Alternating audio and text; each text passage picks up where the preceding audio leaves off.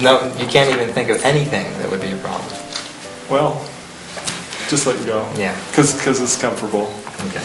So the exaggeration one didn't really work because it's exciting to him. So that's not necessarily one that, I'd need to come up with something else if I was trying to find them. So I know there are problems with having that outcome. I absolutely know there are. And I'm not going to help you to achieve that outcome until you find out what they are. Okay. So you want to find out what they are? Okay? So that's an example of the opposite. I can exaggerate positive, I can exaggerate to the negative. We're not going to do this until you carefully consider all the possibilities. Okay? Okay. Another way to do it might be, you want that? Just like you said it? Exactly as how you said it? Is how you want it? Exactly. So that's another just form of exaggeration, right? Because oftentimes what that will trigger is somebody going, well, not exactly like that. Yeah. And then they start coming up with specifying and so on. Okay? Future pacing is the next example. So first dissociate, it says then associate. So try out this desired outcome in the future. In all relevant contexts with all the relevant people that are involved, activities. See it out there in the future. See it in all rep systems. So see it visually, and then listen to what's going on in that situation. And then feel in your body what it'll be like.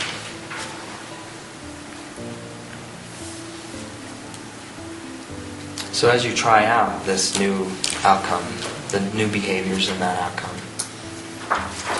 in your imagination, what might you lose if you get this new outcome?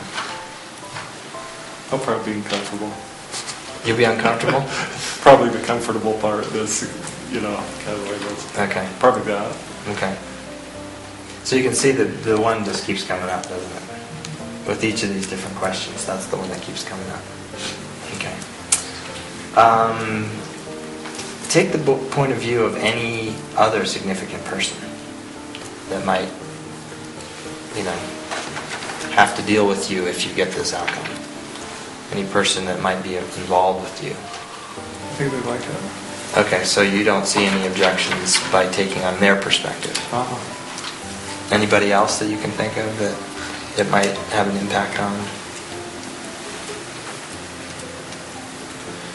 In a less than one person. Okay. So there's one person that it might impact in a negative way? Yeah. Okay. Yeah. So that might be something we need to address before going to this. Questions about that one? Switching to multiple others, just sort of exploring who else is involved? Who else might have a reaction to this change if you make it? So we got to make sure we deal with that.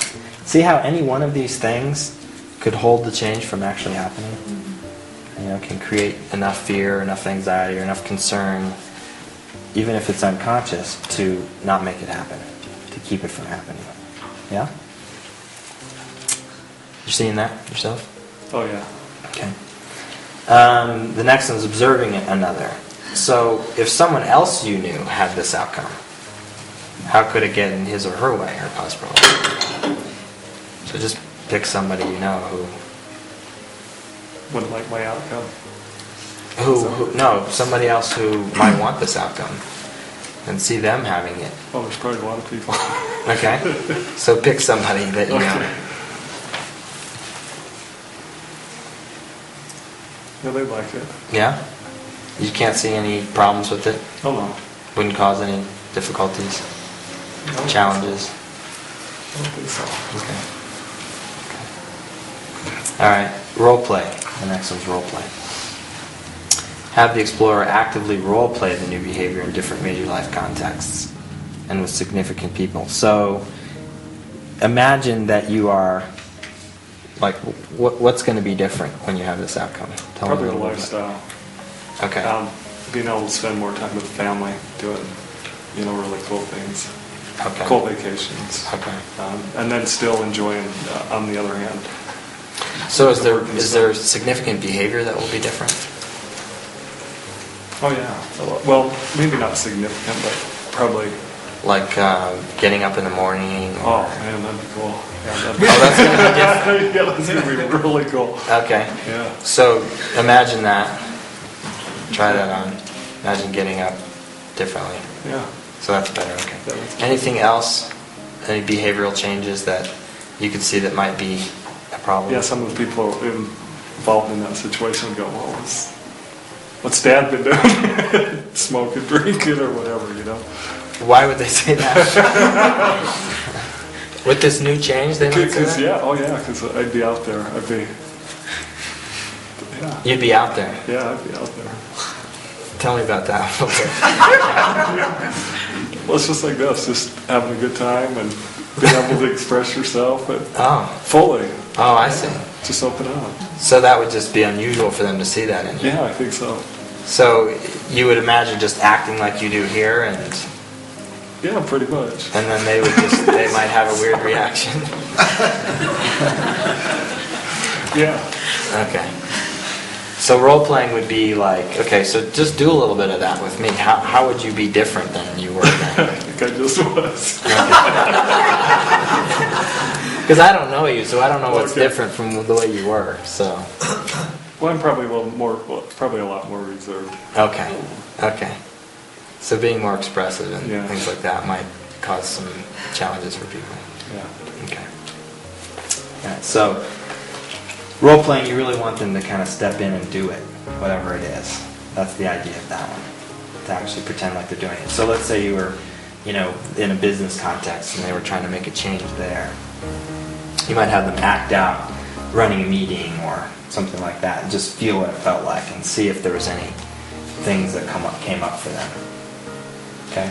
So each of these, some of them you wouldn't use in all contexts. Some of them make sense to use in a particular one. Like this one's a little more difficult to use role play, but we did it a little bit. We did it a little bit. Okay, as if frame. So extend the frame of being in the future, looking back on having already used this new behavior in this new context. Noticing other changes that were required to accommodate the outcome. Other changes that have resulted. So you've already got this new job and you're looking back. For this is it a new job? Oh yeah. Yeah. This is a new job, you're already looking back, you've already had it. Is there anything that you needed to do along the way that you can see? Yeah, there would probably be some learning, some changes. Some learning and changes that were required before making that shift? Right. Some Okay. some new skills. Okay. So you might need to do a few things before you actually make that transition. Yeah. Okay. And you're aware of what those are? Uh-huh. Yeah. Okay. So we could take some time and make sure we those, yeah. write all those down and address all those. Okay? So, my demonstration was purposeful in the sense that this was just about having him experience the ecology checks and me watching for the ecology coming up, not going into great detail about content. This is practice on using the ecology checks, not actually helping to fix this issue. You can do that at a later date. Okay. Right now we're just practicing running through these so we can get an experience of what each of them are like. Did you have something to say, Gary? I was curious, so what you're looking for is the congruencies or lack of such. Exactly. And in some of them, direct asking, he'll actually speak about what the incongruency is. Whereas sort of the unconscious is looking for unconscious signals of maybe doubt or concern about something, or breathing changes that may be about anxiety or fear, things like that. So you're looking for, those incongruencies, where you go, well, like when I exaggerated, that's what you're looking for. If he steps into it fully, is it going to be perfect? Is everything going to be just great there? And he went, yeah. But you knew it's not quite right. Yeah. There's something else going on there. So, some of the other questions can help weed those out. Thank you. You're welcome. So this is what you're going to do in your groups. The ones at the top of the page, so when you're eliciting an outcome, it says, what stops you from achieving this outcome? That question is an ecology question pretty directly. Watch and listen for incongruencies. Often the person will get an unpleasant feeling. This is the ecology that's stopping them. You can also ask, what has stopped you so far? Or what would you have lost? Or what difficulties would you have encountered if you had made this change already? Some of that you can hear is in all these other ecology checks. The reason they say ongoing is that as you're eliciting, you're kind of keeping track of ecology as you go along. These, the ones down below, the specific 9 or whatever there are, 1, 2, 5, 6, 7 of these are ones you can ask when you're starting to really get the outcome clear. Generalization is another way of finding them. That's usually about finding the specific context that you want this change to occur in. Because sometimes somebody might say, you know, I want to be kind. What comes to mind? All the time? Exactly. So your meta model starts coming out all the time. So it's starting to chunk down to a context. So the generalization piece is to find out how the explorer generalizes, anchor the unpleasant response. So if I want to be kind, that must mean I've got something going on that's not. I'm an angry person, or I feel angry a lot. So I might anchor that, take that back in time to find all the different places in my life where being angry doesn't work, and begin to specifically focus on changing those, rather than trying to change something that's so general. Because there's an ecology concern there, isn't there? I want to be kind all the time. It's too big. Remember, chunking. So you learned the guided search? Yes? During your Milton model section? Some of you are remembering, some not. So the guided search is like anchoring the impasse, the negative state. You didn't do it. Didn't happen in class. Okay. So let's see, do I want to demonstrate that right now? No. I want you to do the ecology checks first. And then deletions. As you gather information, check for anything the explorer doesn't mention. So, do you remember the NLP pie?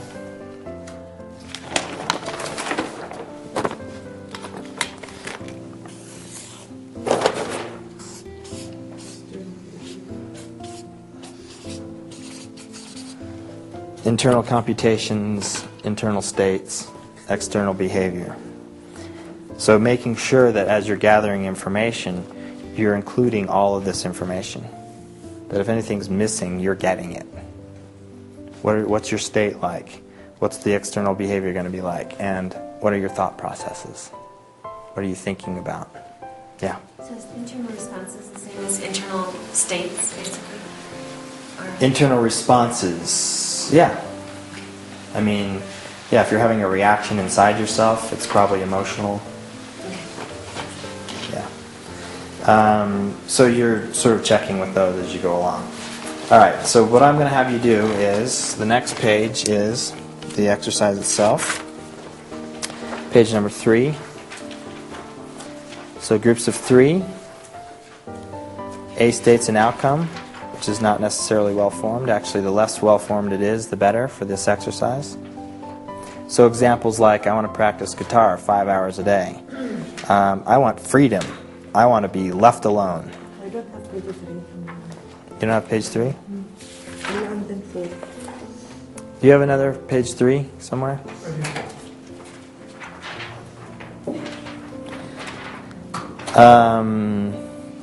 So shall I write a few examples up here of...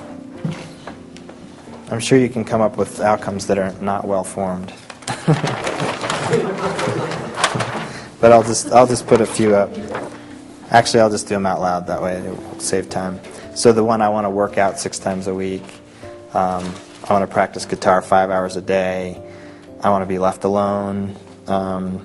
I just want to get this business deal done.